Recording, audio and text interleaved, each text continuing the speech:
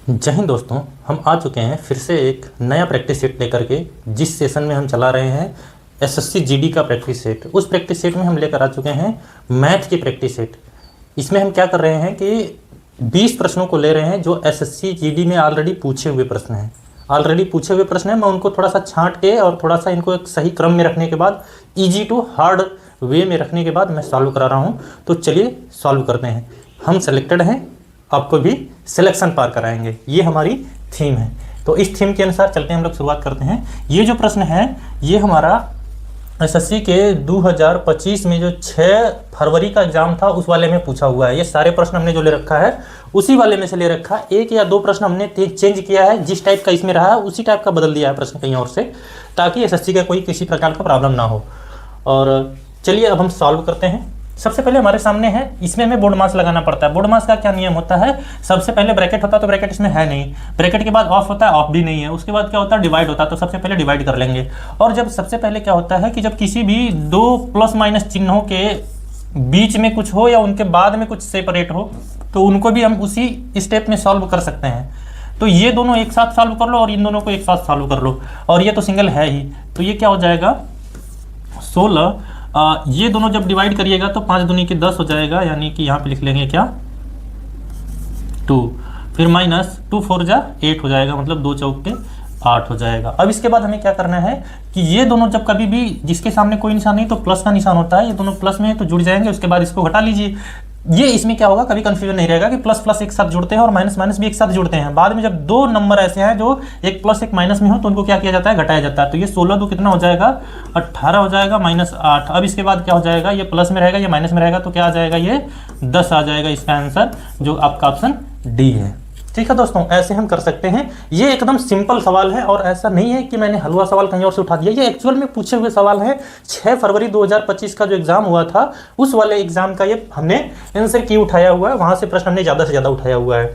ठीक है दोस्तों, अब उसके बाद क्या है, 36 और 42 का तृतीय अनुपाती ज्ञात करना है। तृतीय अनुपाती ज्ञात करने के लिए हमें क्या करना पड़ता है, जैसे मान लीजिए हमारे पास क्या हो, ए बी 2 नंबर हैं, तो हमें तृतीय अनुपाती ज्ञात करना है। तो तृतीय अनुपाती में हमें क्या करना पड़ेगा, सी को रखना पड़ेगा। सी जब रख लेंगे तो कभी भी 3 नंबर को जब हम रेशियो में लिखते हैं तो हम क्या लिखना पड़ते हैं, हमें क्या लिखना पड़ता है, ए रेशियो बी और प्रपोर्शन बी रेशियो सी, ये लिखना पड़ता है। और इससे हमें क्या प्राप्त होता है, बी स्क्वायर बराबर ए सी, या फिर इसी से हम कह सकते हैं बी बराबर ए रूट में ए सी, ये इससे हमें प्राप्त होता है। यानी हम डायरेक्ट कह सकते हैं कि जो फार्मूला होता है तृतीय अनुपाती का वो होता है बी बराबर रूट में ए सी।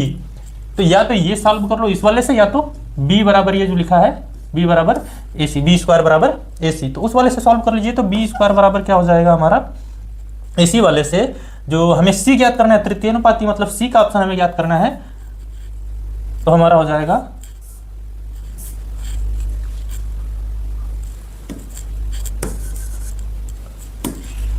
क्या हो जाएगा, यहां पे c बराबर हो जाएगा बी स्क्वायर अपॉन ए। तो बी स्क्वायर मतलब कि बी इसमें मतलब दूसरा कौन सा होगा, ए बी सी, 3 नंबर की बात कर रहा है तो ये ए होगा, ये बी होगा, और हमें सी ज्ञात करना है। तो बी का मतलब क्या हो जाएगा 42 एंड 42, ये स्क्वायर लिखने का ये मेथड है हमारा। उसके बाद नीचे ए का मतलब क्या है 36 हो जाएगा, यानी 36 हो जाएगा। अब इसके बाद हमें इसे कटाना होता है तो क्या हो जाएगा, 6 6 के 36 होता है, 6 7 42 होता है, फिर इस 6 से इसको बटा दीजिएगा, 6 7 42। अब हमारा नीचे कुछ नहीं बचा, ऊपर बचा है क्या 7 और 7 यानी 49 हो जाएगा आंसर हमारा। 7 गुणे 7 बचेगा तो 49 हो जाएगा। ठीक है दोस्तों, इस तरीके से हम लोगों ने क्या करना है कि जितने भी इस तरीके का यानी तृतीय अनुपाती पूछ दे तो हमें इसी तरीके से करना पड़ता है। ठीक है दोस्तों, चलिए दोस्तों नेक्स्ट प्रश्न हमारे सामने है। 2 संख्याएं x और 4x तथा उनका मध्य अनुपाती, 2 संख्याएं ऐसी हैं x और 4x हैं तथा उनका मध्य अनुपाती क्या है, ये है। और उसके बाद हमें क्या करना है, x का मान ज्ञात करना है। तो ऐसी स्थिति में हमें क्या करना पड़ता है कि जैसे वहां पे हमने बताया 3 नंबर, कभी भी 3 नंबर की बात की जाए, अगर यहाँ पे मध्य अनुपाती की बात कर रहा है, मध्य नंबर की बात कर रहा है, मतलब ये 2 नंबर ये है, 1 नंबर और होगा। जब मध्य अनुपाती की बात कर रहा है तो ये तो एक तो क्या है आपके सामने, एक ये मान लीजिए a है और ये मान लीजिए b है। ठीक है, तो हमें इसका मध्य अनुपाती ज्ञात करना है। तो मध्य अनुपाती अगर हम c ले लेते हैं, ठीक है, हम c बीच में रखना है।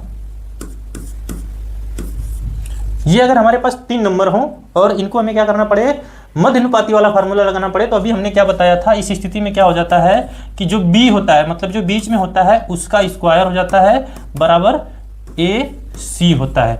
ए सी का मतलब क्या होता है कि ये वाला और ये वाला होता है। तो यहाँ पे क्या हो जाएगा, तो बी की जगह यहाँ पे क्या है, सी है,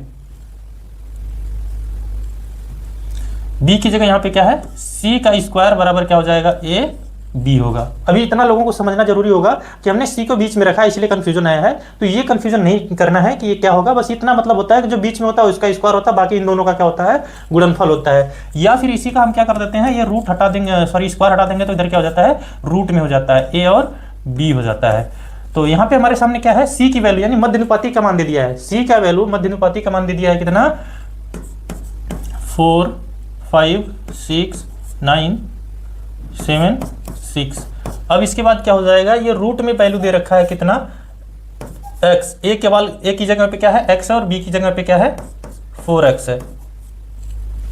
ये क्या हो जाएगा कि कभी भी रूट में अंदर क्या होता है, कोई दो चीज होता है, एक ही चीज होता है दो बार होता है, मतलब गुणे में होता है या उसका कह सकते हैं स्क्वायर में हो या पावर 2 हो तो वो बाहर निकल जाता है एक बार। तो अब इनका क्या आ जाएगा, x दो बार है तो एक बार बाहर निकलेगा तो x हो जाएगा, और 4 है तो 4 का स्क्वायर रूट आएगा, मतलब रूट में आता है इसका बाहर, तो 4 का स्क्वायर रूट कितना आ जाएगा, 2 हो जाएगा। तो यहाँ पे आ जाएगा 2 यानी वर्गमूल 2 हो जाएगा। या कह सकते हैं जो अंदर 4 है इसको हम लिख सकते हैं 2 गुणे 2। कोई भी चीज़ दो बार जब बाहर होती है जोड़े में तो वो एक बार बाहर आ जाती है, उसी प्रकार से x दो बार था तो एक बार बाहर आ गया। बाकी ये हमारे सामने वैसे ही रह जाएंगे 4 5 6 9 7 6। इनको हमें कटाना पड़ेगा, कटा देंगे तो हमारा क्या आंसर आ जाएगा, 2 दूनी के 4 हो जाएगा, 2 दूनी के 4 हो जाएगा। फिर इसके बाद यहाँ से एक इधर चला जाएगा तो 16 है, 2 8 16 हो जाएगा। फिर यहाँ पे 9 है तो 2 चौके 8 हो जाएगा। फिर एक इधर चला जाएगा 2 8 16 हो जाएगा। फिर एक इधर चला जाएगा तो 2 8 16 हो जाएगा। इस टाइप का ऑप्शन हमारा कोई दिखाई दे रहा हो तो वही आंसर सही होगा। ठीक है दोस्तों, 22 84 88, 22 84 88 ये हमारा सही आंसर है। ठीक है दोस्तों, इसको यहीं पे हम सॉल्व कर लेते हैं। ये क्या दे रखा है कि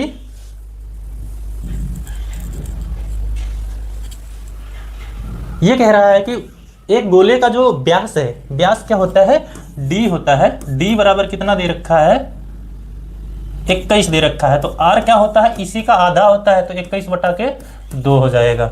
ठीक है दोस्तों, अब 21/2 हो जाएगा तो हमारा फार्मूला क्या होता है, इसका क्षेत्रफल का, जो गोले का वक्र पृष्ठीय क्षेत्रफल होता है, गोले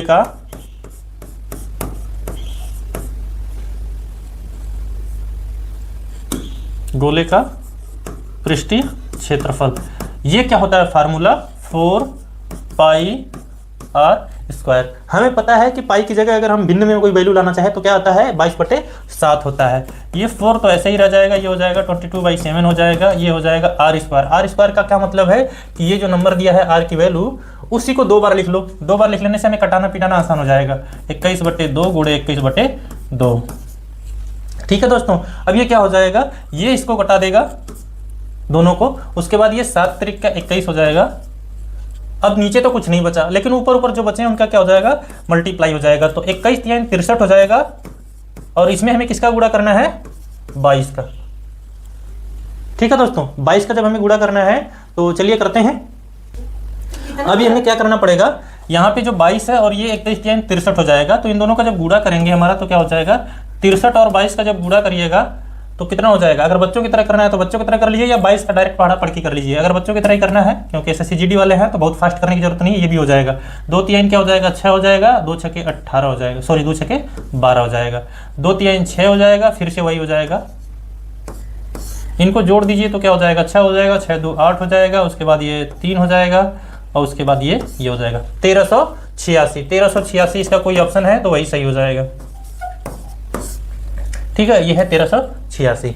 इस तरीके से दोस्तों हम लोगों के पास जो भी प्रश्न है, अभी हमने इनको इजी से हार्ड के सीक्वेंस में रखा हुआ है। ये प्रश्न आए हुए प्रश्न है SSC GD के 2025 के एग्जाम में, और इनको मैंने बस क्रम से सही से लगा दिया। आपके एग्जाम में था ये क्रम से नहीं था, मैंने क्रम से लगा दिया हुआ है। और एक आध प्रश्न ऐसा है जो मैंने इनकी जगह पे चेंज किया, सेम एग्जाम सेम। जैसे मान लीजिए यहाँ पे ये जो प्रश्न है, यहाँ पे गोले की जो त्रिज्या या व्यास दे रखा है 21 दे रखा है ना, तो हमने जो चेंज किया मान लीजिए तो 21 की जगह कुछ और दिया हो तो बस उस तरीके से हमने चेंज किया, मगर मेथड वही है।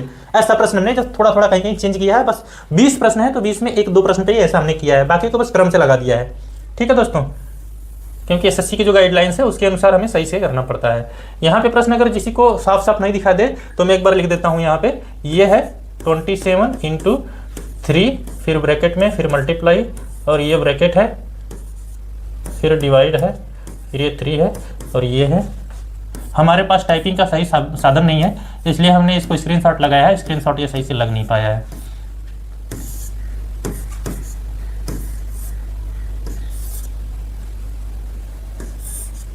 ठीक है दोस्तों, ये प्रश्न है हमारे सामने, इस प्रश्न को हमें सॉल्व करना पड़ेगा। चलिए दोस्तों, हमारे सामने ये प्रश्न है, इस प्रश्न को हमने जो है लिख दिया है यहाँ पे, अगर थोड़ा बहुत साफ नहीं दिख रहा था इसलिए से। तो चलिए अब सॉल्व करते हैं। हमें बोर्ड मास के नियम से चलना पड़ता है। सबसे पहले ब्रैकेट सॉल्व करना है, सेपरेट ब्रैकेट को सॉल्व करेंगे। ठीक है दोस्तों, तो यहाँ पे सबसे पहले इस ब्रैकेट के अंदर क्या है, हमें सीधा का सीधा क्या कर देना पड़ेगा, गुणा करना पड़ेगा। 27 तरीके क्या हो जाएगा, सीधा का सीधा कर दीजिएगा तो 27 तरीके 81 हो जाता है। उसके बाद क्या हो जाता है, ये गुणे है, फिर ये वाला ब्रैकेट रहने देंगे क्योंकि इसके अंदर छोटा वाला ब्रैकेट भी है। और कभी भी यहाँ पे क्या हो जाता है, अगर पहले डिवाइड है तो डिवाइड को पहले कर दिया जाएगा। ठीक है, कहीं कोई क्वेश्चंस में अगर मिस्टेक नहीं है तो ये सही चल रहा है हमारा। ये इससे डिवाइड होगा तो क्या आ जाएगा, 1 आ जाएगा, फिर यहाँ पे मल्टीप्लाई है, और इस वाले ब्रैकेट को जब हम सॉल्व करेंगे, ये ब्रैकेट में जो भी है 19 माइनस 15 कर देंगे तो क्या आ जाएगा, 4 आ जाएगा, बटे में 4 पहले से ही है। तो ये जब हम कटा देंगे तो क्या बचेगा हमारे पास, ये 81 तो ऐसे ही रह जाएगा, फिर गुणे, उसके बाद क्या है 4/4 है तो कट जाएगा तो 1 बचेगा, फिर 1 गुणे 1 करेंगे तो क्या आएगा, 1 आएगा। 81 1 कम 81, मतलब हमारा आंसर भी क्या हो गया, 81 हो गया। तो देखिए दोस्तों, इतना आसान एकदम आसान सवाल जो है आपके एसएससी जीडी में आता है। आप घबराइए मत, 20 प्रश्न आते हैं तो 15 प्रश्न तो इसी टाइप के एकदम आसान होते हैं। कभी कभी ऐसा होता है, किसी का जो दिन ऐसा होता है कि 5 की जगह 6 या 7 टफ टाइप के हो जाते हैं, बाकी आसान ही प्रश्न आता है इसी टाइप के। तो आप आसान वाले को टारगेट करिए, और आप अगर 15 अगर मैथ में 15 पार कर देते हैं तो आप सही हैं, आपकी कोई दिक्कत नहीं है। ठीक है दोस्तों, खास करके एसएससी जीडी के लिए। चलिए नेक्स्ट प्रश्न पे आते हैं। अब हमारे सामने सेम वही टाइप का प्रश्न है, अगर साफ साफ दिख रहा हो तो उसको दोबारा से लिखने की जरूरत नहीं है। हाँ दिख रहा है। चलिए, ये जो हमारा है सबसे पहले वही सेम पैटर्न पे है। सेम पैटर्न पे देखिए, एक ही एग्जाम में, एक ही दिन के एग्जाम में, एक सेम शिफ्ट में एक जैसा 2 प्रश्न है। प्रोसेस वही है, बस सॉल्व करते हैं। चलिए, यहाँ पे हमें सबसे पहले क्या करना पड़ता है, हमने बताया था कि सेपरेट कुछ होता है तो उसको सॉल्व करते चलते हैं ब्रैकेट को। इस ब्रैकेट को हम सॉल्व कर लेंगे तो क्या हो जाएगा, 9 सते 63 हो जाएगा, फिर गुणे। अब इसके बाद क्या हो जाएगा, ये इसको काट दिया जाएगा सीधा सीधा। फ्रैक्शन में, खुद के फ्रैक्शन में कुछ होता है तो वो कट जाता है आपस में भी, अगर कटने लायक होता तो ये कटने के बाद क्या हो जाएगा, 12 8 96 यानी 12 हो जाएगा, प्लस अब ये तो कटने लायक है नहीं तो पहले हम इनको क्या कर देंगे, ब्रैकेट को सॉल्व कर देंगे। ब्रैकेट को सॉल्व कर देंगे तो क्या हो जाएगा, 11/4 गुणे, ये घटने के बाद कितना आ जाएगा, 9 से 5 घटेगा तो क्या आएगा, 4 आएगा। इसको हम वैसे ही लिख लेंगे, ये 4 इसको कटा देगा तो क्या हो जाएगा, 7 गुणे इस वाले ब्रैकेट में आ जाएगा 12 + 11। यहां तक किसी को कोई दिक्कत नहीं होगी। अब ये दोनों ऐड हो जाएंगे तो कितना हो जाएगा, 11 दूना के 22 1 23, यानी 7 गुणे 23, इसको गुणा कर लिया जाएगा तो क्या हो जाएगा, 7 त्रिके 21 को 1, 7 दूनी के 14 2 16, 161 कोई ऑप्शन है तो वही सही होगा। ये है हमारे सामने। ठीक है दोस्तों, ये एकदम आसान से सवाल आते हैं आपके एसएससी जीडी में। लगभग 15 ऐसे ही प्रश्न रहेंगे, लगभग। कोई भी किसी सेट में 1-2 और भी ज़्यादा कम हो सकते हैं, 1-2 ज़्यादा हो सकते हैं, बस यही हो सकता है। लेकिन पेपर हमें अगर क्वालिफाई करना है तो दोस्त एक रणनीति जानिए, जैसे हमने सिलेक्शन लिया है ना, बस वैसे सिलेक्शन की ज़रूरत है। आपको अभी मास्टर नहीं बनना है, अभी आपको सिलेक्शन की ज़रूरत है। अगर सिलेक्शन की ज़रूरत है तो आप सभी सेक्शन में अगर आप 15 प्लस कर लेते हैं तो आप तो वैसे ही सिलेक्शन में हैं। ठीक है दोस्तों, हाँ, लेकिन एक्यूरेट आप तो उससे ज़्यादा भी कर लेंगे। अगर ये सिलेक्शन की बात करें तो सिलेक्शन का यही एक तरीका है कि सभी सब्जेक्ट में, सभी सेक्शन में आप ज़्यादा करें। किसी का कोई वीक है तो इस वाले में कोई ज़्यादा कर सकता है। चलिए अब देखते हैं यहाँ पे क्या रखा है कि यदि x का 2% बराबर 276 है तो x की वैल्यू क्या होगी। देखो, इतना भी आसान हो सकता है प्रश्न। ये छोटे बच्चों के 7-8 की क्लास में भी मैं पढ़ाता हूँ, हमारे पास ऑफलाइन भी चलता है छोटा बहुत छोटे वालों का, तो उसमें इससे भी छोटे प्रश्न, इससे भी बड़े प्रश्न छोटे वालों में आते हैं। तो x का 2% का मतलब क्या होता है, का की जगह हो जाता है गुणा, और 2% बटा मतलब 2/100 बराबर 276 दे रखा है। इतना आसान सा सवाल। इसको देखिए कटा दीजिए आपस में तो क्या हो जाएगा, ये x हो जाएगा, और ये कटने के बाद ऊपर तो बचेगा 1 और नीचे बचेगा कितना, 50। ठीक है दोस्तों, तो मैं थोड़ा सा इसको नीचे लिख लेता हूँ। ये क्या हो जाएगा, x बराबर, ये तो 50 उधर चला जाएगा तो 276 में 50 का गुणा हो जाएगा, बस इतना ही करना है। तो ये 0 हो जाएगा पहले से ही, और 5 छके 30 को डबल 0 हो जाएगा, 5 सते 35, 3 38 हो जाएगा, और 5 दूनी के 10, 10 3 13 हो जाएगा, 13,800। इतना आसान सा सवाल है, जो भी एसएससी जीडी के स्टूडेंट हैं देख सकते हैं अच्छे से। ठीक है, चलिए यही प्रश्न आते हैं, ऐसे ही प्रश्न आते हैं।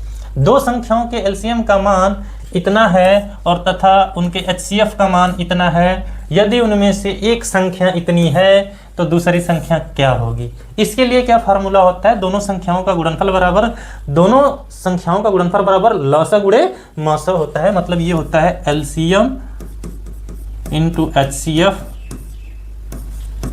बराबर क्या होता है, first number into second number. बस इतना सा ही है। तो इसमें जो जो दिया है उसकी जगह पे रख लीजिए, जो नहीं दिया है उसको हम निकाल लेंगे। एलसीएम कितना दे दिया है भाई साहब, 41 58 गुणे एचसीएफ का मान कितना दे दिया है, 54। फर्स्ट नंबर आपका क्या है 378 है, हमें सेकेंड नंबर ज्ञात करना है। तो यदि अगर इधर से इधर कटने लायक है तो डायरेक्ट कटा दीजिए, या पूरा समझ लीजिए कि ये इस पूरे के नीचे आ जाता है। ठीक है, यही होता है बस। तो अब इनको कटाते हैं हम लोग। 378 है तो सबसे पहले 54 को कटाते हैं। तो 9 से अगर कटाएंगे तो क्या 9 से ये भी कट जाएगा, 9 चौक के 36, 9 दूनी के 18, हाँ ये हो जाएगा 9 छक्का 54 हो जाएगा, और ये हो जाएगा 9 चौक के 36, और ये किधर चला जाएगा तो 9 दूनी के 18 हो जाएगा। फिर से ये कट जाएगा 6 सते 42। ये डायरेक्ट भी कर सकते थे, लेकिन मैंने इसलिए ऐसा करके दिखाया है क्योंकि आप लोगों को भी पता चले कि कटा कैसे है। ये सब कुछ कट गया और बचा क्या यहाँ पे 42 बचे, 7 बचा है, 7 इसके नीचे आ जाएगा। इस 7 को भी यहीं से कटा दीजिए अगर कट रहा है तो। आप पेन थोड़ा सा कलर चेंज कर लेते हैं, उससे हमें पता चलेगा कि कितने बार क्या क्या हुआ है। अब इस 7 को भी इससे कटाइए तो क्या हो जाएगा, 7 बचे 35, यहाँ पे 41 है तो 6 बच गया तो ये हो जाएगा 65, और 7 9 63, 65 था तो 2 इधर चला जाएगा, 7 चौक के 28। यानी हमारा जो सेकेंड नंबर है वो क्या है 594। कोई ऑप्शन है, ये है। इतना आसान प्रश्न आता है दोस्तों, बस आपको कटाना पिटाना होता है।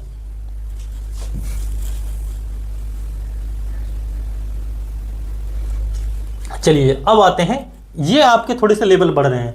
आसान तो ये भी है, थोड़ा सा लेवल यहाँ पे बढ़ रहा है आपका। एक दुकानदार ने 500 रुपए में एक वस्तु खरीदी और 26% का लाभ प्राप्त करने के लिए उसे उस वस्तु का मूल्य उसे वस्तु को किस मूल्य पर बेचना चाहिए। 26% का लाभ कमाना है और उसने कितना का, एक दुकानदार ने इस वस्तु को 500 रुपए में खरीदी है। ठीक है, तो ये आपकी सीपी है, यानी कास्ट प्राइस है कितना 500।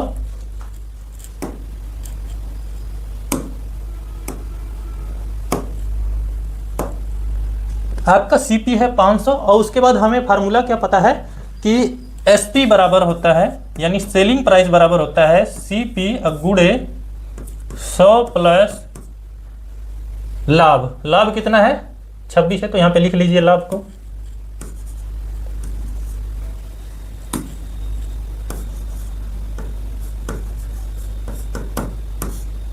ये लाभ प्रतिशत है, बटा के क्या हो जाएगा 100। ये फार्मूला होता है, इस फार्मूले पे बस रख दीजिए। कितना आ जाएगा, सीपी आपका है 500, और ये ब्रैकेट में क्या हो जाएगा आपका 126 हो जाएगा। यहाँ 26 रखोगे तो 126 बटा के 100 हो जाएगा। आपको पता है ब्रैकेट से बाहर कोई निशान नहीं होता, तो गुणे का निशान था, ये दोनों जीरो इसको काट देंगे तो क्या बचेगा 5 गुणे 126, या डायरेक्ट गुणा कर लीजिए, क्यों इतना लिखना है, इसको काट देते हैं, यहाँ लिखते हैं। क्या हो जाएगा 5 छके 30, और 5 दूनी के 10 3 13, 5 एकम 5 1 6, 630 आपका आंसर आ जाएगा। इतना छोटा छोटा सा सवाल आता है दोस्तों, इसमें कोई दिक्कत है किसी को? ऐसे ही प्रश्न आते हैं। अभी मैं 9 पे पहुंच चुका हूं, सारे आसान प्रश्न मिल चुके हैं। मैंने बस किया क्या है, ये 6 फरवरी 2025 का पेपर है, 6 फरवरी 2025 का एसएससी जीडी का पेपर है। मैंने एक आध प्रश्न इसमें से चेंज किया है, और बस प्रश्नों को हमने सीरियल नंबर से सही से लगा दिया है कि कौन से आसान है, उसके बाद कौन से थोड़े से टफ टाइप के हैं। इस सेट में भी आपको 5-6 प्रश्न ऐसे मिलेंगे जो थोड़े टाइम टेकन होंगे, टफ नहीं है, टाइम टेकन होंगे। ठीक है दोस्तों, हाँ इसमें क्या होता है कि कैलकुलेशन में कहीं मिस्टेक हो जाती है, और कैलकुलेशन में वहां टाइम लग जाती है, तो कैलकुलेशन अपना मजबूत कर लें दोस्त। यदि समान ब्याज पर 2 वर्ष में साधारण ब्याज 40 रुपए तथा चक्रवृद्धि ब्याज 44 रुपया, तो यानी अंतर इसका कितना आ गया भाई, ये साधारण ब्याज और चक्रवृद्धि ब्याज का अंतर कितना आ जाएगा, तो अंतर आपके पास क्या है 44 माइनस 40 बराबर 4 का। ये तो आपका अंतर है। एक चीज आपको पता है कि जब चक्रवृद्धि ब्याज और साधारण ब्याज जब एक साल के लिए बोला जाए तो एक साल का चक्रवृद्धि ब्याज और एक साल का साधारण ब्याज ये दोनों समान होते हैं। मतलब जब कैसे हमें निकालना पड़े, दो तरीके से निकालना पड़े। जब हमें इधर मान लीजिए एसआई है और इधर क्या है सीआई है, compound interest and simple interest. इस स्थिति में क्या करना पड़ता है कि अगर पहले साल का निकाला जाए फर्स्ट ईयर के लिए तो क्या होता है, मान लीजिए ये जो 40 है ये क्या है साधारण ब्याज है आपका, ये 40 साधारण ब्याज है 2 साल का। और प्रत्येक ईयर में हर साल में साधारण ब्याज बराबर होता है। तो जब 2 साल का 40 है तो एक साल का कितना हो गया, पहले साल का कितना हो गया, पहले साल का कितना हुआ 20 हुआ, और दूसरे साल का कितना रहेगा 20 रहेगा। तो वही तो उधर भी होता है, पहले साल का इसका भी बराबर होगा, पहले साल में भी इसका बराबर होगा, इसका भी, दोनों का बराबर होगा। लेकिन जब दूसरे साल में आएंगे ना, दूसरे साल में तो पहले तो हमें क्या करना पड़ेगा, ये जो हमारा प्राइस होता है ना, जो मूलधन होता है पी, उस पर तो पहले 20 लग जाएगा। लेकिन जो हमारा पी होता है उस पर तो 20% लग गया हमें, मतलब 20 रुपये मिल गए। लेकिन ये जो पहले साल का हमें ब्याज बन चुका होता है इस पर भी ब्याज देना पड़ता है। वही क्या आया था 4 आया था, वही 4 आ गया, तभी तो क्या हुआ था 44 आया था। लेकिन यहाँ पे हमें करना क्या होता है, इसका कोई जरूरी नहीं था, हमें समझाने के लिए ऐसा किया है। अब हमारे पास क्या होता है कि ये जो 20 है यानी पहले साल का जो ब्याज है उस पे जो ब्याज के ऊपर जो ब्याज लगा है, इसमें जो पहले साल का ब्याज है 20 रुपये, पहले वर्ष का के ब्याज पर ब्याज,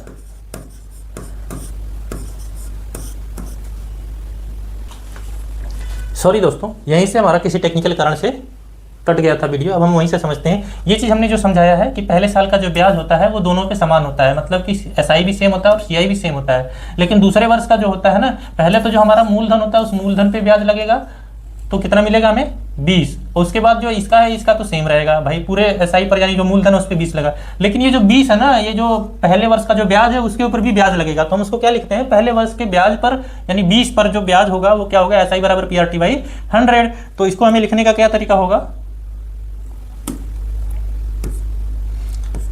20 गुणे आर, और टी मतलब एक साल का ही है, फर्स्ट ईयर का ही है, तो ये हो जाएगा 100, ये 20 × 100 हो जाएगा, तो यहाँ पे 5 आ जाएगा, इसका में गुणा हो जाएगा, तो 5 × 20 हो जाएगा, किसका आर का मान कितना आ गया, जब 20 आ गया तो हमें पी ज्ञात करना है। पी ज्ञात करने के लिए हमें क्या करना पड़ेगा, एसआई वाले से ले लो, ये जो साधारण ब्याज है साधारण ब्याज के अनुसार ले लेते हैं। एसआई बराबर क्या हो जाएगा पी/टी बाई 100। अब यहाँ से हमने आर निकाल लिया है, जब आर निकल गया हमारे पास तो क्या हो जाएगा, एसआई कितना दे रखा है 2 साल का 40 दे रखा है, और उसके बाद पी याद करना है, आर हमारा क्या दे रखा है 20 है, और टी कितना है 2 साल है। तो हमें निकालना पड़ेगा, अब 20 × 100 हो जाएगा, 2 20 संयम 40 हो जाएगा। अब इसका इसमें हमें गुणा हो जाएगा सीधा, तो पी बराबर कितना आ जाएगा 20 × 100, पी बराबर 100। ये दोस्तों बीच में टेक्निकल इश्यू के कारण प्रॉब्लम हुआ था, तो इसको फिर से एक बार समझा देता हूं। सबसे पहले इसमें जो हमें दिया है ना साधारण ब्याज और चक्रवृद्धि ब्याज यानी इन दोनों का हमें क्या करना पड़ेगा, अंतर निकालना पड़ेगा। अंतर निकालने के बाद क्या होता है, थोड़ा सा समझाएं इधर कि जो एसआई निकालने का मेथड होता है, एसआई और सीआई का क्या होता है, पहले साल का दोनों का सेम होता है, पहले साल के लिए दोनों सेम होता है, और दूसरे साल के लिए क्या होता है कि एसआई तो फिर से बराबर लगेगा, लेकिन जो सीआई होता है वो पी पर तो पहले लग जाएगा ब्याज, तो पी पर एक साल का ब्याज कितना रहेगा 20 रहेगा।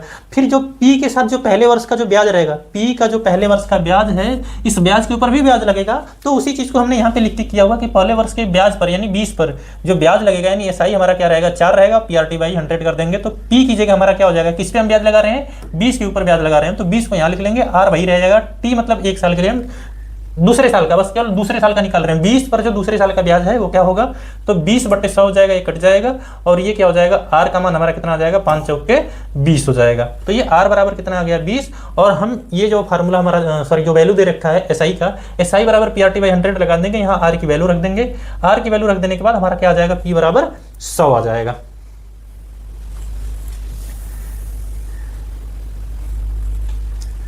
चलिए अब फिर से हमारे पास साधारण ब्याज का ही एक ही दिन में साधारण ब्याज के 2 प्रश्न, मतलब CISI से जो है 2 प्रश्न रह गए, और जो सिंपलीफिकेशन का था जो एक जैसा 2 प्रश्न लगातार 4 या 5 या 5 या 6 था करके, वो दोनों एक टाइप के प्रश्न थे। तो वो सिंपलीफिकेशन के चैप्टर थे जो बोर्ड मास वाले हैं, उससे भी 2 प्रश्न थे। यानी कुछ ऐसे चैप्टर हैं जिससे कि 2-2 3-3 प्रश्न होते हैं। 20 प्रश्न में ही 2-3 चैप्टर ऐसे हैं जिसमें कि 2-3 प्रश्न हो जाते हैं, एक से अधिक हो जाते हैं, ये भी कह सकते हैं। किसी मूलधन पर 9 वर्ष की वार्षिक दर से 5 वर्ष की अवधि के लिए साधारण ब्याज क्या होगा। ये उस वाले से भी जो 10 नंबर अभी लगाया ना, उससे भी थोड़ा आसान है। ये कैसे आसान है, चलिए सॉल्व करते हैं। सबसे पहले इसका क्या करना है कि हमें क्या क्या दे रखा है। SI बराबर क्या होता है, PRT/100 होता है। ठीक है, हमें जो जो दे रखा है उसमें इसमें रख देंगे। SI बराबर PRT/100। हमने बार बार ये बेसिक वाला क्यों बताया है, और भी डायरेक्ट हम इससे फार्मूला निकाल सकते हैं, इसी वाले फार्मूले से और भी हमारा निकल सकता है। RT/100 होगा, P बाई कुछ और होगा, इस टाइप से कुछ फार्मूले इसके बनते हैं। तो हम डायरेक्ट SI बराबर PRT/100 इसलिए लिख रहे हैं क्योंकि ये बेसिक मेथड से मैं पढ़ा रहा हूँ। मेरा जो तरीका है वो है बेसिक से सिलेक्शन तक का, यानी बेसिक से आप सीखोगे तो परमानेंट याद रहेगा, फिर धीरे धीरे जब आपको बेसिक से आ जाएगा तो आप स्पीड वाला भी पढ़ लेंगे, शॉर्टकट भी पढ़ लेंगे। तो SI यहाँ पे हमें कितना दे रखा है, 378 दे रखा है। हमारा मूलधन पता नहीं है, ज्ञात करना है। R की वैल्यू दे रखा है कितना, 9%, और टाइम दे रखा है 5 वर्ष। ठीक है, तो अब इसमें हमें क्या करना पड़ेगा, जो नहीं दिया वही ज्ञात करना होता है, तो उसको वहीं छोड़ देंगे, बाकी इधर आ जाएंगे। ठीक है, तो चलिए इसको कटाते हैं। ये तो हो जाएगा, कट जाने के बाद कितना आ जाएगा, या इसको तो बस रहने दीजिए वैसे ही, अगर 0 आता है तो, या कटा दीजिए। 5 दूनी के 10 यानी चलो 20 हो जाएगा ये। अब इसके बाद क्या हो जाएगा, 9 से इसको कटाइए तो कितना हो जाएगा, 9 चौके 36 हो जाएगा, एक इधर चला जाएगा तो 18 हो जाएगा, 9 दूनी के 18 हो जाएगा। अब इसका इसमें गुणा हो जाता है तो 42 दूना के 84 हो जाएगा, और एक 0 हो जाएगा। हमारा P का वैल्यू कितना आ जाएगा,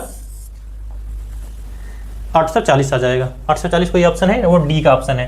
840 D ऑप्शन में दे रखा है, अगर कम कट पिट रहा होगा तो कोई दिक्कत नहीं है। इतना छोटा सा सवाल था, यानी जो 10 वाला था वो थोड़ी से सोचने समझने वाला था, 11 वाला तो और भी सोचने समझने वाला नहीं था। अब उसके बाद आते हैं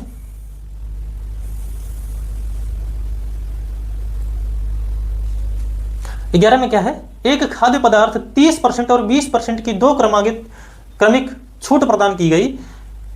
एक व्यक्ति ने खाद्य पदार्थ के लिए 840 रुपए का भुगतान किया, तो खाद्य पदार्थ का बिल कितना था, या बिल राशि कितनी थी, उसको ज्ञात कीजिए। बिल राशि मतलब कि छूट पाने के बाद वो 840 रुपया देता है, लेकिन उस पर जो बिल राशि उसकी थी, उसको बिल कितना का दिया गया था वो ज्ञात करना है हमें।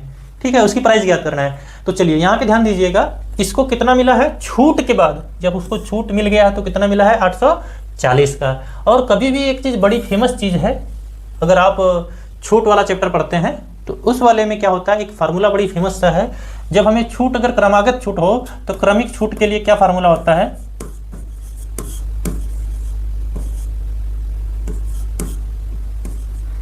क्रमिक छूट का फार्मूला होता है x + y - xy/100। मतलब कि दो क्रमागत छूट के लिए फार्मूला लगता है, 2 के लिए लगता है। लेकिन जब 2 से अधिक की बात आ जाए तो 2 को एक साथ लेकर के कर लेंगे। पहले 2 का लेकर के, मान लीजिए 3 का दिया है तो पहले 2 का लेकर के निकाल लेंगे, फिर उसका जो आएगा उसको तीसरे वाले के साथ लेके निकाल लेते हैं। तो फार्मूला केवल 2 के लिए ही है, सही है। और किसी के लिए भी बना सकते हैं, लेकिन उसमें थोड़ा सा डिफिकल्ट होने लगेगा। चलिए अब यहाँ पे क्या हो जाएगा, इसका हमें जब छूट निकालना पड़ेगा तो कितना आ जाएगा, x की जगह कितना दे रखा है, 30 दे रखा है, और y की जगह दे रखा है 20 - 20 × 30, यानी 30 × 20 लिखो, जब बात तो वही है। अब इसके बाद क्या हो जाएगा, ये 0 को काट देगा, ये 0 कट जाएगा, कितना हो जाएगा, 6 हो जाएगा। ये हो जाएंगे 50 - 6 हो जाएगा तो कितना आ जाएगा, 44। मतलब कि जो कोई वैल्यू होती है वो 100% की होती है। जितनी भी प्राइस थी उसकी ना, उस प्राइस को 100% की वैल्यू बोलेंगे, तो 44% को उसको कितना क्या कर दिया गया, छूट कर दिया गया। 100% की वैल्यू थी, मतलब जो भी कोई वैल्यू होती है वो 100% की होती है, उस पर उसने क्या कर दिया कि 44% का छूट दे दिया। तो 44% का छूट देने के बाद अब कितने परसेंट में उसको दी गई सामान, तो 56% में दी गई। और 56% की वैल्यू दे रखा है, 100% की वैल्यू होती है तो 100 में से 44 घटा दिया जाएगा तो 56 आ जाएगा। तो जब 44% छूट दे ही दिया गया तो उसको 56% की वैल्यू ही पेड करनी पड़ी थी। तो 56% की वैल्यू कितना दे रखा है यहाँ पे, 840।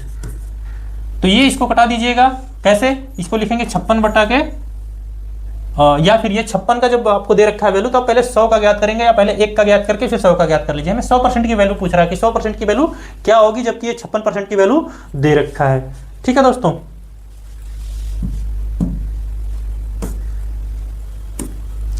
अब क्या हो जाएगा, हमें 1% की वैल्यू ज्ञात करने के लिए या फिर हमें जब 100% की वैल्यू ज्ञात करनी होती है तो 100% यहाँ लिखने के बाद यहाँ जो होता है सब उसके नीचे चला जाता है। ये हो जाएगा कितना, 840 बटा के 56 तो ये हुआ रहा था, 56 तो ये हो रहा था, लेकिन जब 100% की वैल्यू ज्ञात करें तो 100 का मल्टीप्लाई हो जाएगा। या फिर ऐसे भी कर लिया जाता है कि पहले 1% की वैल्यू निकाल लेते हैं, तो 1% के लिए क्या हो जाता है, ये इसके नीचे चला जाता है, 840 बटा के 100 होता है, सॉरी ये जो 56 है,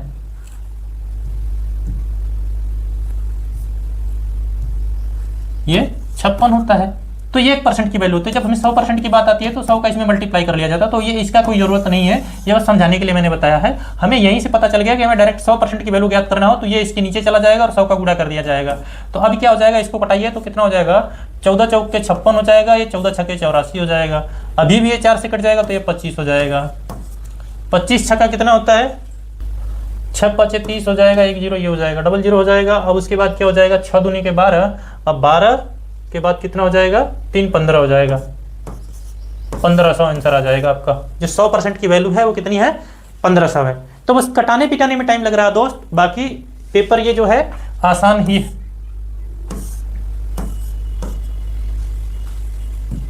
ये रहा आपका इतना छोटा सा सवाल, इसमें आपको कटाने पिटाने में टाइम लग रहा है, बाकी उतना ज़्यादा समझने में कोई वो नहीं है।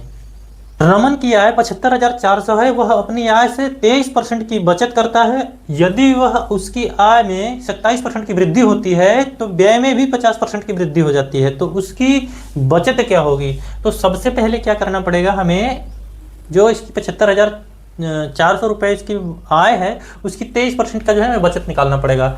यानी कि 75,000, यानी बचत क्या है इसकी, 75,400 का 23%, पहले ये निकाल लिया जाए।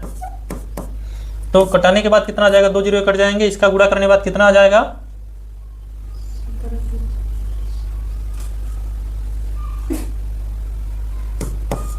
17,342। ये हमने गुणा कर लिया है, यानी किसका किसका गुणा कर लिया, डबल जीरो से डबल जीरो कटा लिया है और 754 का 23 में गुणा कर लिया। तो हमारे पास कैलकुलेटर वालों से हमने बोल दिया भाई कैलकुलेटर से गुणा करके बता दिया जाए। तो यहाँ पे कैलकुलेटर से गुणा करके हमारा आ गया, आप लोग डायरेक्टली 23 का इसमें गुणा कर सकते हैं। ठीक है दोस्तों, अब इसके बाद क्या करना है, हमारी ये तो बचत है, ये हमारी बचत है। इसके बाद हमें क्या करना पड़ेगा, व्यय निकालना पड़ेगा। हमारी व्यय क्या होगी भाई,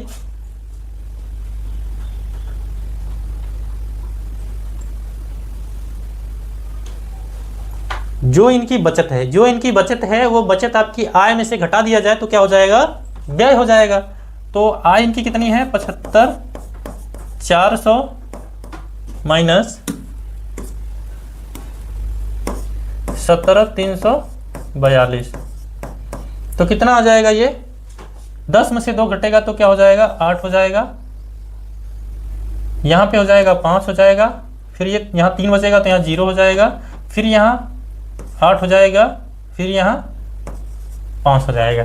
ये हमारा आ चुका है व्यय। ठीक है दोस्तों, इसी प्रकार से हमें क्या करना पड़ेगा कि अब इनकी जो है 27% की क्या कर रहे हैं, वृद्धि कर रहे हैं। तो ये जो 27% है वृद्धि कर रहे हैं, किसकी वृद्धि कर रहे हैं, ये जो हमारी पहले से आय है उसमें। तो आय का यानी वृद्धि करने पर क्या होगा, वृद्धि करने पर क्या होगा, तो यहाँ पे हो जाएगा हमारा 75,400 का, सबसे पहले हमें क्या करना पड़ेगा, 27% निकालना पड़ेगा। 27% जब निकालिएगा तो ये हो जाएगा, इसका गुणा कर लिया जाए, 754 का 27 में गुणा किया जाए तो कितना आ रहा है, हमारा आ जाएगा 95,758। हमने इधर गुणा करवा लिया है भाई, आप लोग अपना गुणा कर लीजिएगा खुद से। अब इसके बाद क्या हो जाएगा, ये तो हमारी वो हो गई है, नई वाली हमारी आय आ गई है। अब इसके बाद हमें क्या करना पड़ेगा, इसमें से हमें अब व्यय ज्ञात करना पड़ेगा। हमारी जो वृद्धि होने के बाद नई आय है, ये है नई आय हो गई। तो अब हमें व्यय ज्ञात करना पड़ेगा। तो अब व्यय में भी तो 50% की वृद्धि हो रही है, व्यय में 50% की वृद्धि हो रही है। तो हमारा व्यय कितना था, व्यय है 58।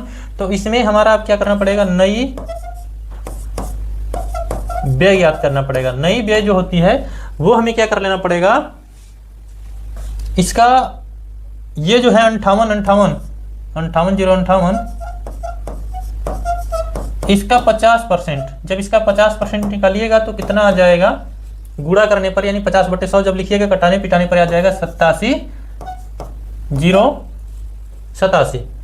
ठीक है। अब इसके बाद क्या हो जाएगा, नई व्यय तो ये हमारे पास आ गई है, तो पूरा और नई व्यय है, नई आय और नई व्यय, तो बचत हमारा पहले ज्ञात करना पड़ेगा हमें।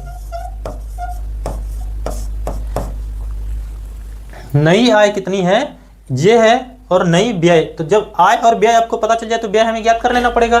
तो क्या लिखना पड़ेगा, 95,758 माइनस कितना हो जाएगा 87,087। तो घटाने पर कितना आ जाएगा, इसको घटाया जाए तो 8 में से 7 घटेगा तो क्या आएगा, 1 आएगा। अब उसके बाद यहाँ पे क्या है 5 है, इसमें से इसको घटा देना है, घटाने के बाद ये हमारा आ गया। तो पुरानी बचत जो थी और नई बचत जो है, इन दोनों बचत में क्या अंतर आया है, पहली बचत हमारी कितनी थी, इतनी थी, अब की बचत कितनी है, इतनी है। तो इन दोनों बचत में अंतर क्या आया है, तो अंतर देख लो क्या आया भाई, 17,342। इसमें से हमें क्या करना है 86,71 माइनस कर लिया जाए तो आने के बाद क्या आ जाएगा, हमारा आ जाएगा 86,71, फिर से वही आ जाएगा, 50% का बात अंतर आया था ना, तो फिर से आ जाएगा क्या 86,71, ये आ जाएगा। ठीक है दोस्तों, तो ये हमारा ऑप्शन सही हो जाएगा। मतलब इसमें सबसे पहले क्या करना था, हमारी जो बचत थी वो कितनी थी 17,342, क्यों, क्योंकि ये दिया रखा था 23%, तो ये जो 75,400 उसके 23% हमने निकाली है। फिर व्यय निकाली है, जब आय पता चल जाए तो हमें, सॉरी व्यय पता चल जाए तो हमें क्या करना है, बचत पता चल जाए तो हमें व्यय पता चल जाएगा, बचत कितना है इतना है, और पूरे में से घटा लिया जाएगा तो क्या रहेगा, व्यय रहेगा। उसी प्रकार से जब वृद्धि हो जाए कितनी 27% की, 27% की वृद्धि हो जाने के बाद नई आय क्या होगी, ये हो जाएगी। नई आय हमारी पता चल गई तो अब नई व्यय ज्ञात कर लेंगे। नई व्यय कैसे ज्ञात करेंगे, इसका 50% बता रखा है कि इसकी जो नई व्यय है वो क्या है, कि पहली वाली जो व्यय थी ना, पहली वाली व्यय है 58,058, उसका 50% ये क्या कर दिया जाएगा, बढ़ जाएगा।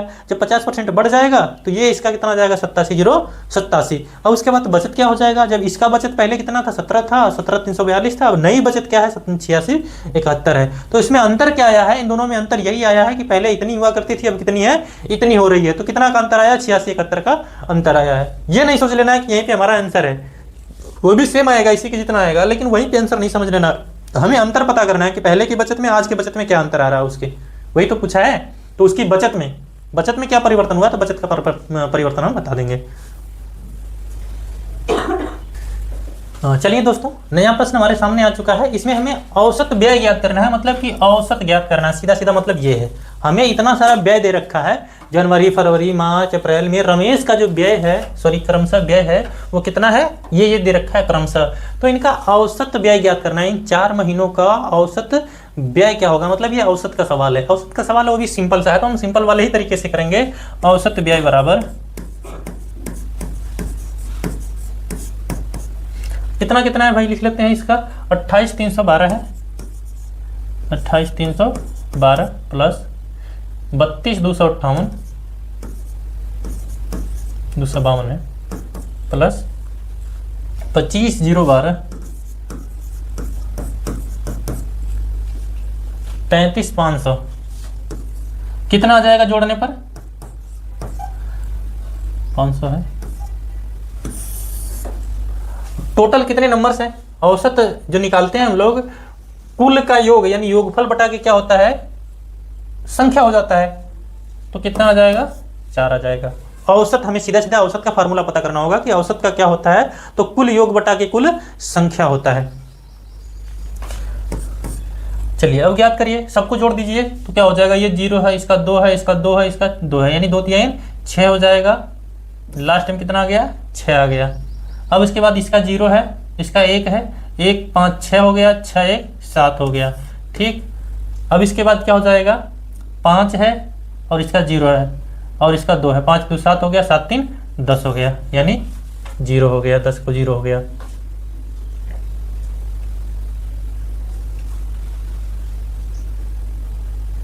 ठीक है, चलिए अब क्या करना है, हमारा चौथा लेटर उठा लेना है।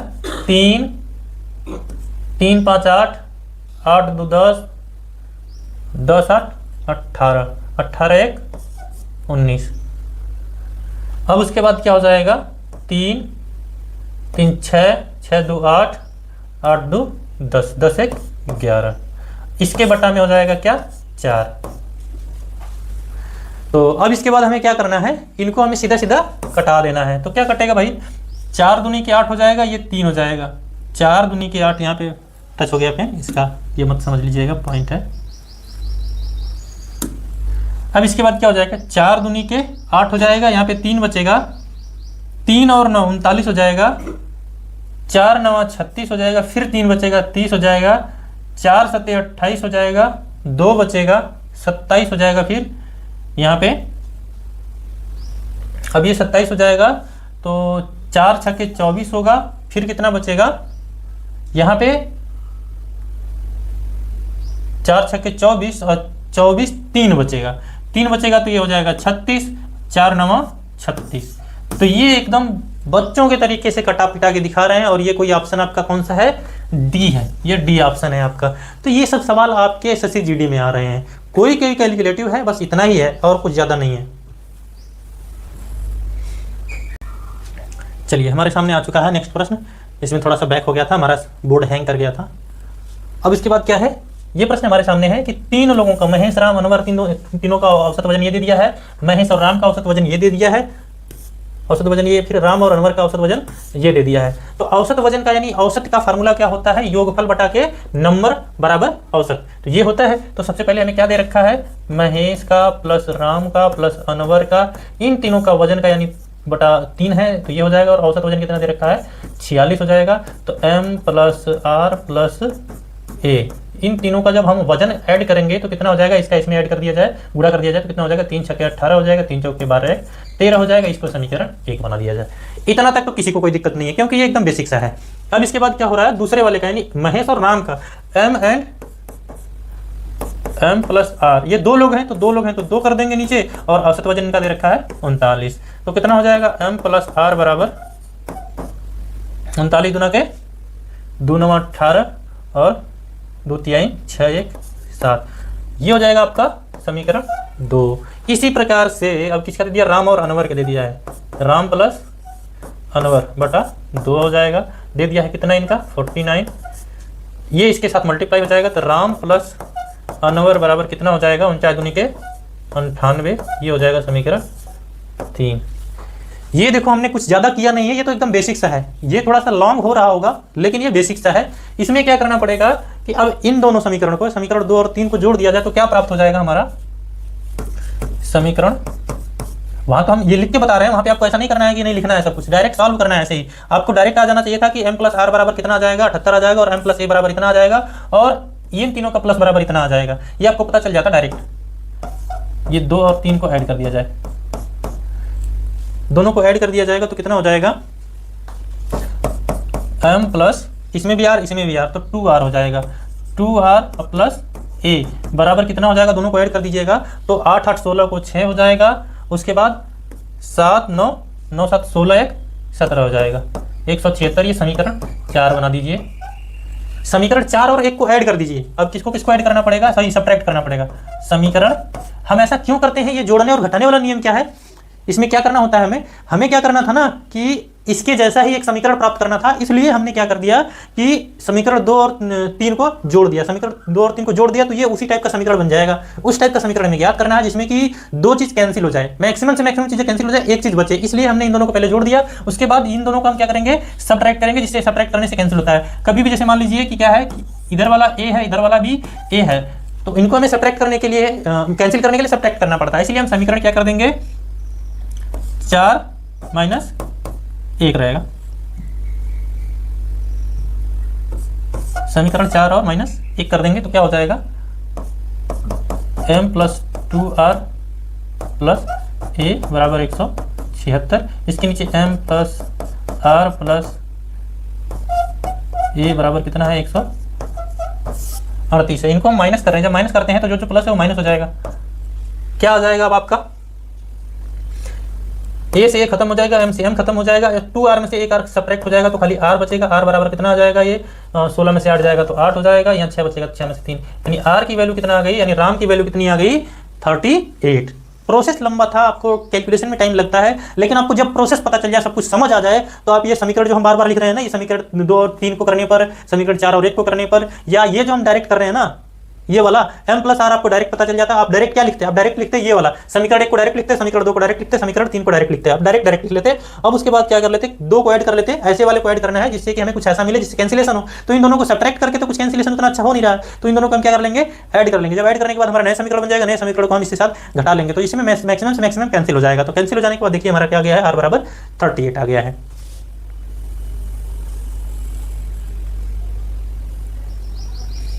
चलिए, ये थोड़ा सा आपके जो है कैलकुलेटिव सवाल आ गया, टाइम टेकन सवाल आ गए हैं। कैलकुलेटिव भले ना हो लेकिन टाइम टेकन जरूर है। ये जो है आपके 16 नंबर प्रश्न, हमने बोला था ना कि देखो 15 प्रश्न तक तो एकदम आसान प्रश्न रहे, उसमें कोई दिक्कत नहीं है। अब इसके बाद हमें क्या करना पड़ेगा इस वाले में कि क्या क्या दे रखा है, 2 ट्रेन 50 किलोमीटर और 110 किलोमीटर की चाल से विपरीत दिशाओं में आ रही हैं, विपरीत दिशाओं से आ रही हैं। एक ट्रेन की लंबाई 500 मीटर है और उन्हें एक दूसरे को पार करने में 12 सेकंड लगते हैं, तो दूसरी ट्रेन की लंबाई मीटर में दशमलव के 2 स्थान तक ज्ञात करना है।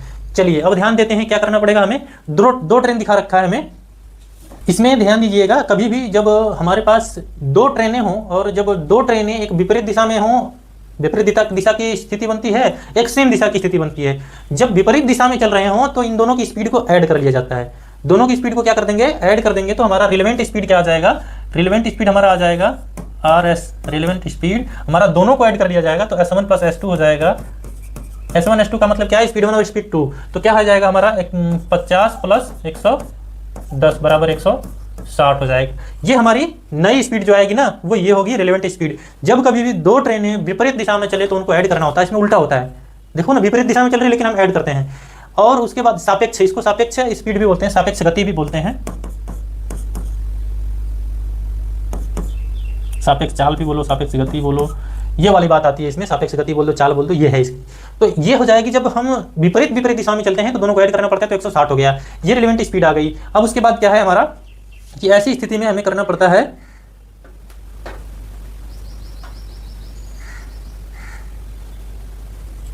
ये जो 160 किलोमीटर आया है ना, मीटर की बात करना है, तो 160 किलोमीटर को सबसे पहले बदलना पड़ेगा। ये है किलोमीटर प्रति घंटे में, तो इसको क्या कर देंगे, 160 गुणे 5/18 कर देंगे, तो ये हमारा आ जाएगा किसमें, मीटर प्रति सेकंड में। अब इसको कटाइए तो क्या हो जाएगा, इसको इसके साथ कटाइए तो कितना आ रहा है इसका, तो इसका कटाइए अब डायरेक्ट आ जाएगा 44 आ जाएगा, ठीक है। और दशमलव के कितने अंकों तक आएगा, ये कितने अंकों तक पूछा हुआ है, 2 अंकों तक। इसको हम कटाते पिटाते जब लेके जाएंगे तो दशमलव के 2 अंकों तक लेके जाएंगे, तो इसका 44 पॉइंट ये आ जाएगा, मीटर प्रति सेकंड आ जाएगा। अब ये तो हमारा कौन सा आ गया, रेलेवेंट स्पीड आ गया। अब उसके बाद क्या बोल रहा है, इस स्पीड से कुल दूरी इसकी क्या तय करेंगे, इस स्पीड से कुल दूरी क्या हो जाएगी, ये स्पीड है और ट्रेन 2 है, दोनों की अलग अलग लंबाई है, ये इनकी दूरी ज्ञात करने के लिए क्या हो जाएगा, दूरी बराबर क्या होता है, जैसे चाल बराबर दूरी बटा के समय होता है, तो दूरी बराबर क्या हो जाएगा, चाल गुणे कुल दूरी बराबर चाल गुणे समय हो जाएगा।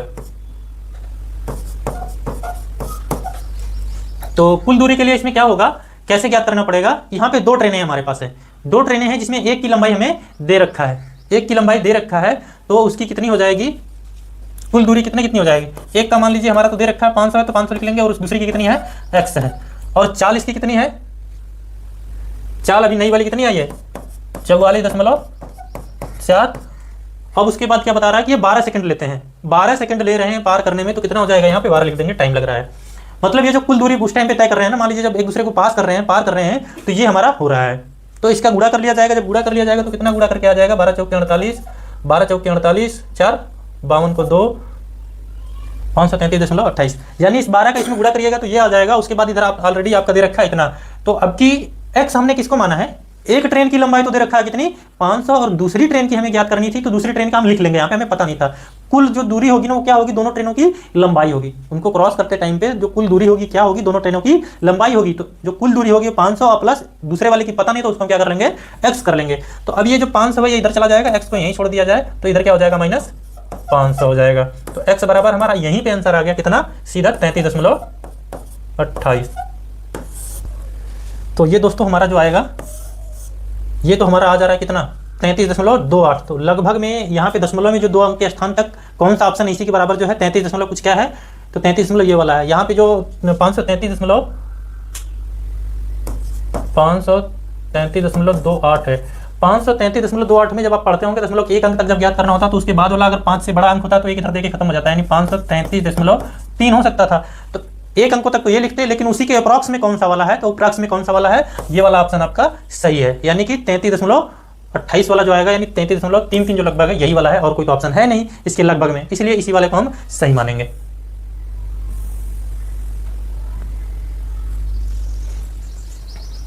चलिए दोस्तों नेक्स्ट प्रश्न पर आते हैं। सेम ट्रेन वाला भी इसमें 2 प्रश्न पूछा हुआ है। ट्रेन वाला 2 प्रश्न यहाँ पे पूछा हुआ है, बस यहाँ पे क्या कर दिया है, वहाँ पे दिशा का जो है चेंजमेंट कर दिया है। यहाँ पे क्या है, समान दिशा में चल रही है, वहाँ पे अलग दिशा में चल रही थी। तो फिर से सापेक्ष क्या हो जाएगी, गति, आपेक्ष या सापेक्ष, यानी रिलेवेंट जो होगी, रिलेवेंट स्पीड जो होगी यानी सापेक्ष गति जो होगी वो क्या हो जाएगी, अब आपकी हो जाएगी, इन दोनों को सबट्रैक्ट किया जाएगा। 75 में से 30 घटाया जाएगा, 75 में से 30 घटाइए तो कितना आ जाएगा, 45 आ रहा होगा, और ये आ रहा होगा किलोमीटर प्रति घंटे में। अब इसको हमें क्या करना पड़ेगा, 45 को 5/18 करके गुणा, इसको चेंज करना पड़ेगा। तो ये क्या दशमलव में आएगा, क्या दशमलव में आएगा, तो कितना आ जाएगा, कटा लीजिए एक बार आप लोग, कटा लीजिए तो कितना आएगा, ये हो जाएगा 12 दशमलव आपके 8 है कि 5 है, 5 है, 12.5 आ जाएगा। यहाँ मैं कैलकुलेटर से कर रहा हूँ भाई, आप लोग गुणा कर लीजिएगा, क्योंकि मुझे जल्दी खत्म करना है और कम टाइम में आपको कंटेंट प्रोवाइड करना है। प्रोसेस पता होना चाहिए आपको, मैंने और क्वेश्चन से टच करा रहा हूँ इसलिए ऐसा कर रहा हूँ। इसको मैंने डायरेक्ट करा दिया तो कितना आ जाएगा, ये मीटर प्रति सेकंड में आ जाएगा। अब इसके बाद हमें क्या पता है कि दूरी ट्रेन को 108 सेकंड में पार कर सकती है। तो यदि तेज चाल से चलने वाली ट्रेन की लंबाई इतनी है, मतलब एक ट्रेन की लंबाई इतनी है, तो दूसरी वाली की क्या होगी वो पता करना है। तो सेम वही मेथड वहां वाला अपना लीजिए कि जब ये क्या करें, कौन सी दिशा में चले, समान दिशा में चले, तो इसकी क्या होगी, कुल दूरी या कुल लंबाई कह सकते हैं, कुल दूरी या लंबाई। तो ये क्या हो जाएगी, कितना दे रखा है हमारा, 12.5 गुणे 108 सेकेंड। ये मतलब कि जो दूरी बराबर होता है चाल गुणे समय, तो ये चाल कौन सी रहेगी, ये वाली जो इनकी रिलेवेंट चाल होगी यानी सापेक्ष चाल होगी वो वाली रहेगी। अब उसके बाद इसके साथ क्या होगा, ये चाल के साथ आपको समय दे रखा है कि इतने सेकंड में पार कर लेती हैं। जब इतना सेकंड में पार कर लेती है तो दोनों ट्रेन की जो लंबाई होगी ना, दोनों ट्रेन की लंबाई ही इनके साथ क्या करेगी, इनकी दूरी कहलाएगी। तो एक की तो दे रखा है कितना, पहले इसका गुणा ही कर लिया जाए, तो इसका गुणा करने पर एक बार चेक किया जाए गुणा कितना आ रहा है, 13,500 आएगा क्या कि 1350 है, 1350 आ जाएगा। ये किस में आएगा, ये मीटर प्रति सेकंड में भी आ रहा है, तो ये हो जाएगा, दूरी है तो मीटर में हो जाएगा, ये 1350 मीटर है। अब इसके बाद ये बोल रहा है कि जो अभी जो दूरी आई है ये कुल दूरी है, कुल दूरी है। और इसके बाद इसमें क्या है कि हमारे पास किसकी किसकी दूरी पता है, तो एक की दूरी हमें पता है किसकी 950 है, और एक की हमें नहीं पता है तो x हो जाएगी। एक की हमें दे रखा है, एक की नहीं दे रखा है, तो x को यहीं छोड़ देंगे और ये इसके साथ घटा देंगे तो कितना आ जाएगा, 450 कि 350 आएगा,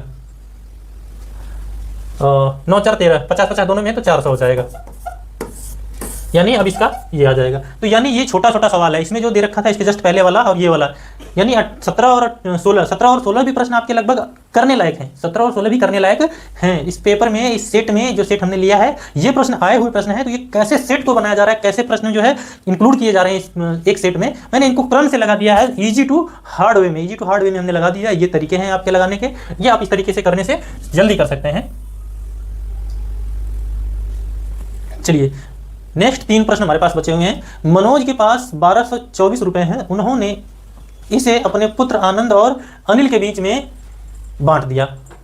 इसे वार्षिक रूप से चक्रवृद्धि ब्याज 4% ब्याज प्राप्त करने के लिए निवेश करने के लिए कहा था। पापा ने बोला कि ये जो 1224 रुपए हैं इनको दोनों बेटों में बांट दिया। दोनों बेटों में बांट देने के बाद आपका क्या हो गया कि बोला कि पिताजी बोले कि 4% की ब्याज पर आप लोग क्या कर दो, कहीं निवेश कर दो। अब उसके बाद क्या हो जाएगा, देखा गया कि आनंद और अनिल के क्रम से 17 और 18 वर्षों बाद क्या हुआ, समान धनराशि प्राप्त हुई। समान धनराशि प्राप्त हुई, लेकिन उनको जो बांटा था ना वो बराबर बांट दिया था अपने पुत्रों के बीच में। कैसा बांट दिया था, बराबर बांटा था। इसमें क्लियर नहीं किया है तो बराबर बांटा हुआ है, ठीक है। तो जब समान धनराशि प्राप्त हुई थी, अच्छा उन दोनों के पास जो है समान धनराशि प्राप्त हुई थी, तो इन्होंने समान समान बांटा हुआ था। तो ये मान लीजिए कौन है, मनोज है। मनोज है, उसके बाद कौन है, मनोज के बाद कौन है दूसरा, मनोज के दो बेटे हैं ना, दो बेटे मान लीजिए ए और बी मान लिया जाए। दो बेटे की जब बात की जाए, बेटे का नाम तो कहीं नहीं लिखा है ना कि मनोज ने, अच्छा अनिल और कौन है, मनोज के पास 1224 रुपए हैं, उन्होंने अपने पुत्र आनंद और अनिल है, तो अब तो हमें ए और बी मानना पड़ेगा क्योंकि दोनों क्या है, ए से नाम है, तो हमें ए और बी मानना पड़ेगा जब। तो ए का जो ब्याज है, ए का कैसा है, कितना है, ये हो जाएगा 1 + r/100 के पावर n यानी टाइम, बराबर क्या हो जाएगा, बी का हो जाएगा 1 + r/100 के पावर टाइम। ये इस प्रकार से हम कर सकते हैं। और ये कौन सा फार्मूला लग रहा है, वार्षिक ब्याज वाला है, चक्रवृद्धि ब्याज के फार्मूले से ही हो रहा है, चक्रवृद्धि ब्याज के फार्मूले से हो रहा है बस। और ए और बी जो लिखा है ना, इनके नाम है, ए और बी इनके नाम है, इनके ये बताने के लिए कि ये इसका ए का है और ये बी का, बस बताने के लिए ये। अब इसके बाद क्या हो जाएगा, ए और बी का हमें क्या करना पड़ेगा, रेशियो निकाल लेना पड़ेगा। तो ये उधर चला जाएगा इसके बटे में, बी इसके नीचे आ जाएगा और ये पूरा इसके नीचे चला जाएगा। मतलब कि हम कह सकते हैं ए बटे बी बराबर ये हो जाएगा 1 + r/100 के पावर, नीचे होने का क्या मतलब है, जैसे कभी भी मान लीजिए आपको बता दिया जाए 3 के पावर 2 या 3 के पावर मान लीजिए चलिए 2 है, फिर नीचे 3 के पावर 1 है, तो हम इसको कैसे लिख सकते हैं, 3 एक बार लिख करके 3 के पावर 2 - 1 लिख सकते हैं, ये हमें पता है। तो उसी टाइप से यहाँ पे हमने क्या कर दिया कि ये इसके नीचे जाएगा, तो ये जो ब्रैकेट के अंदर है वो तो सेम है, लेकिन इसका समय कितना है उनको लिख लेना है। इसका समय 17 वर्ष है और इसका समय कितना है, 18 वर्ष है, तो 17 वर्ष के नीचे वाला इधर जा रहा है, बी इधर आ जाएगा और ये इसके नीचे जाएगा, तो 18 में से क्या हो जाएगा 17, ये वाला 17 है यानी T17 और ये है T18, तो 18 माइनस कितना हो जाएगा 17 हो जाएगा, एक बचेगा, बस समझाने में जो टाइम लगे वही लग रहा है। तो A/B कितने आ जाएंगे, R की जगह क्या रखना है, हम यहाँ पे लिख देते हैं पहले से ही, R की जगह रखना है 4, ये कटी कितना आ जाएगा 1 बटे ये हो जाएंगे 25 हो जाएंगे, तो ये 25 से कम 25 एक 26 बटा के सीधा हमने कर दिया 25, और इसके पावर क्या है 1, क्योंकि 18 से 17 घट जाएगा तो ये आ जाएगा, हमने ऐसा कर दिया। ये A/B था, ठीक है। A/B का जो वैल्यू आ जाएगा ये इतना आ जाएगा, या A/B अभी लिखो जब उधर वैसे लिख रहे हैं तो ये आ रहा है हमारा A/B के बाद। तो अब इसको हम जब रेशियो में लिख लेंगे तो क्या इसको लिख सकते हैं 26 और ये 25 है, इसको सही से समझ लीजिएगा।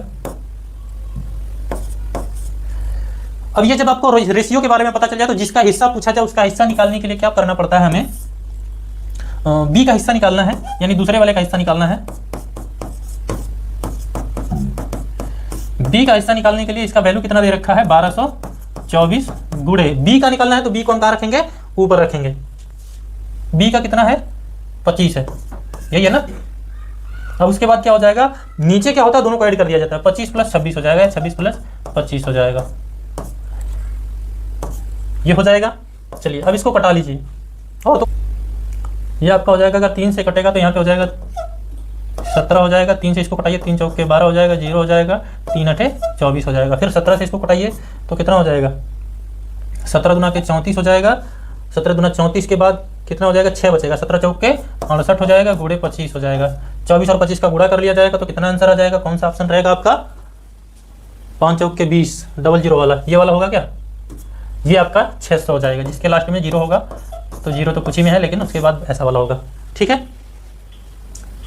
ये आपका क्या हो गया, हमने लिखा बड़ा बड़ा है और समझाने में टाइम लगाया है, लेकिन कैलकुलेशन आसान है इसकी। कैलकुलेशन आसान होने पर आप बीच में एक एक स्टेप को गैप कर लेते हैं, मैं गैप नहीं कर रहा हूं क्योंकि सबको समझ आए, ठीक है दोस्तों। तो इस तरीके से हमारा 18वां प्रश्न भी हो चुका है। चलिए तो इस प्रश्न को हम लोग जब सॉल्व करेंगे तो माना एक कुर्सियों का मूल्य 1 रुपये, मान लीजिए हमने 1 रुपये मान लिया, माना एक कुर्सी का मूल्य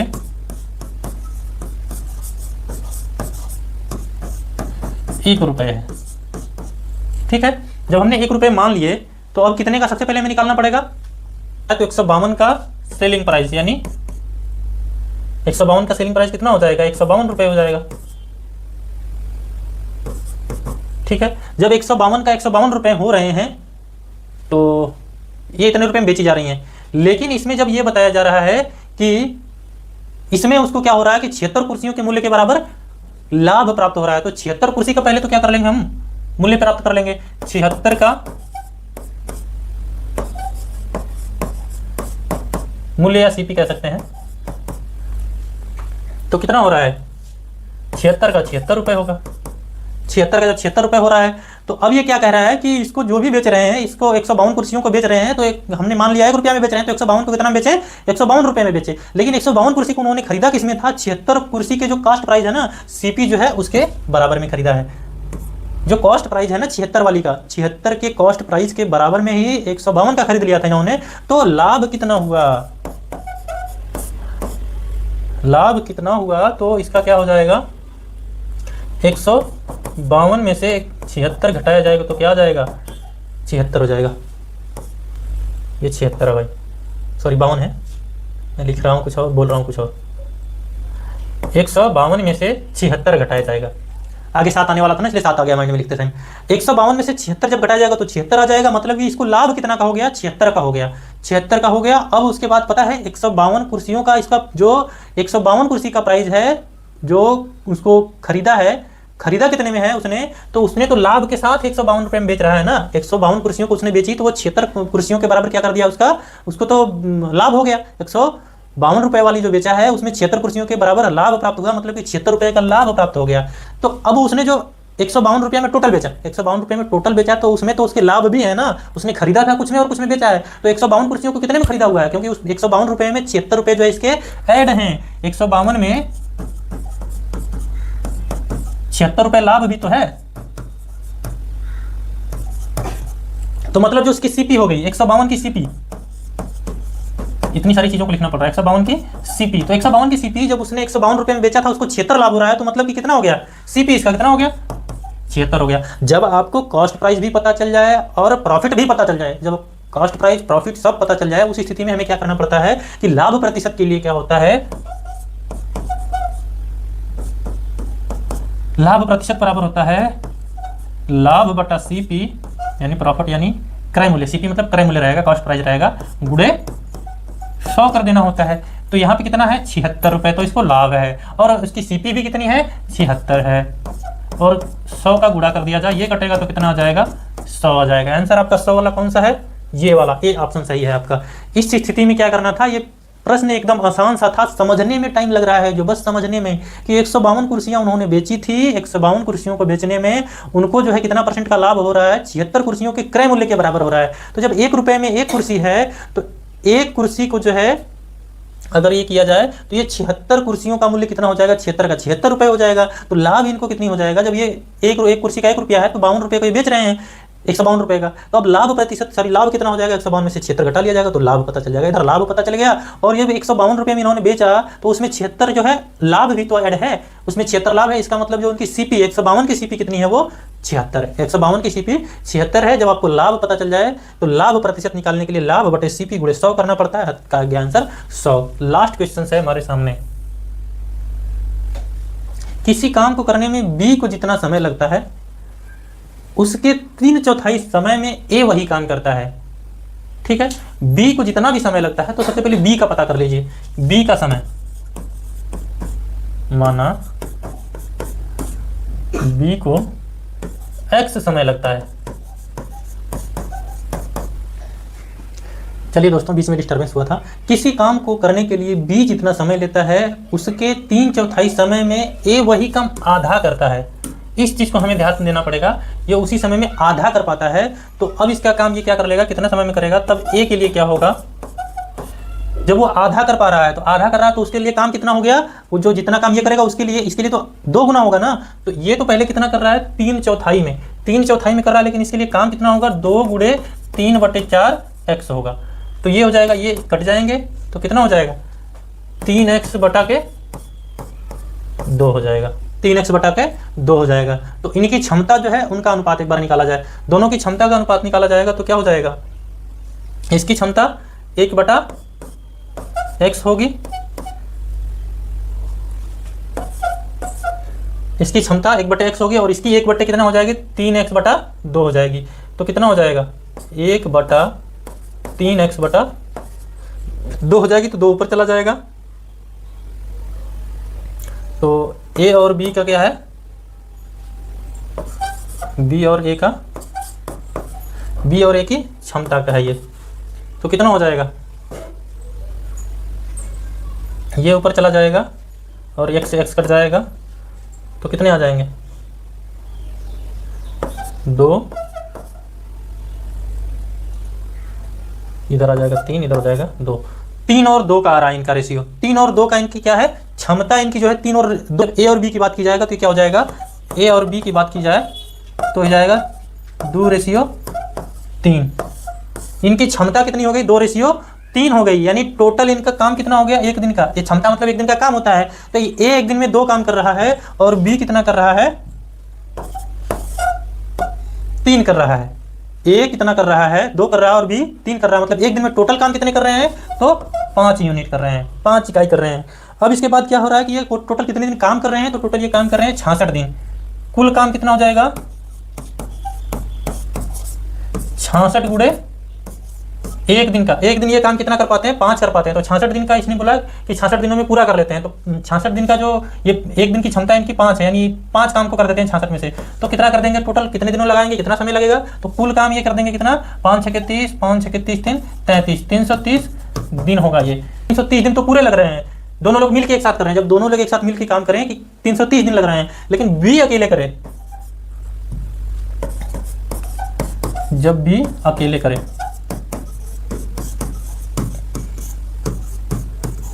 तो बी की क्षमता क्या है, एक दिन में 3 काम करता है। तो 330 काम को कितने दिन में कर लेगा, तो 110 दिन में। मतलब समझ आया। ये हमें समझाने बताने में और करने में टाइम लग रहा है, लेकिन आपको जब समझ आ जाएगा तो बड़ी फास्ट करेंगे आप लोग। माना बी का काम x है, वो बी का जो है, बी को x समय लगता है, तो ए का क्या होगा, ए को आधा समय लग रहा है तो पूरा इसके लिए 2 हो जाएगा काम। आधा समय लग रहा है ना, तो पूरा 2 गुना समय लगेगा। तो उसको क्या हो जाएगा, 2 गुणे 3/4, 3/4 वहां पे बोला हुआ। इसका कितना है, x है, तो उसका 3/4 हो जाएगा। तो ये 3x/2 हो जाएंगे, क्योंकि ये कट जाएगा। अब बी और ए का हमने रेशियो निकाला था, बी रेशियो इतना आया था 3:2, तो ए रेशियो बी हो जाएगा कितना, 2:3। अब उसके बाद कुल काम कैसे हमें पता चलेगा, जब ये जो क्षमता हमने निकाला है ना,